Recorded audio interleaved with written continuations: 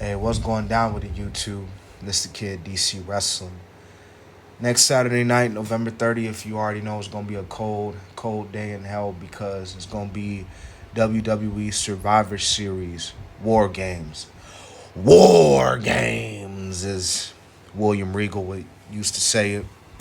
Kind of crazy they didn't have him saying it this year. Now that they got him back, but hey, it's all good at the end of the day. Now, don't be fooled. This show starting at 6 p.m. They got 3 matches so far.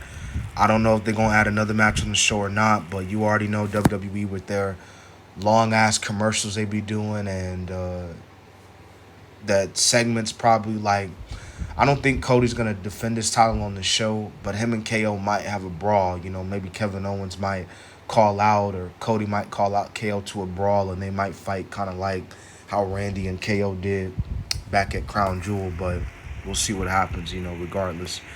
And I'm going to say this too before I officially get on with my picks on the show, particularly with the War Games matches, like the Bloodline match, I still feel like they don't need to do 5-on-5. I still feel like they should have just kept it at 4-on-4, but regardless, it is what it is. It's all good. Should still be a good match regardless. And then, of course, with the women, I don't know. I just kind of feel like this year they didn't need to do a women's War Games match this year. Just me personally. But regardless, let's see what the show goes down. You got Damian Priest. You got Gunther. 2. And I say 2 because we all saw what went down at SummerSlam. And now Damian Priest finally get his rematch. Do I think Damian Priest is going to win? Oh, no. He ain't winning. He is not winning that world title. But I think similar to SummerSlam, he going to put up the fight. He going to give Gunther a fight.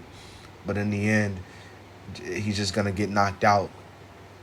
Just this time around, there ain't going to be no Finn Balor. So Gunther going to retain there. Now, you got the picture here for the Women War Games match. You got Liv, Raquel, Tiffany, Nia, and Candice. But on the other side, you got Rhea, Io, Naomi, Bianca. But Jade is not going to be in this match as we saw when went down on SmackDown. Jade got taken out by the car. And with Bayley being in this match, I feel like it's going to cause some miscommunication, I think. Because if you think about it, Belair still ain't messing with Bayley. And I don't think Io's still messing with Bayley as we all saw what went down at WrestleMania. I mean, Bayley literally took Io's title away from her. So Io probably, still looking at Bayley like kind of like how Belair is looking at Bayley if you think about it. But I don't know, man. I still feel like that somehow, some way that Team Rhea could pull off the win because Liv's group just I don't feel like they're going to stand tall. Liv's group just looks like that group that be talking all that crap, but they still be getting their butts kicked at the end of the day. So, I don't know, man. I don't think they're going to win. I think Belair and her group, or Rhea and her group, realistically, because this is really about Liv and Rhea's teams, but y'all know those 9 yards. So, and then was going to be definitely the main event, the OG Bloodline, new Bloodline, the new Bloodline, Solo, Jacob, Bronson Reed, the Tongans. And then the OG Bloodline, you got Roman, you got Punk, you got Usos, you got Sammy. Honestly, because with all this talk about The Rock coming in and The Rock potentially doing something, it makes you think that, man, the new Bloodline could take this one. But judging after what we saw at Crown Jewel, like, the new Bloodline already low-key got to win over the OG Bloodline. And I kind of feel like that, they want to send the crown home happy in a way.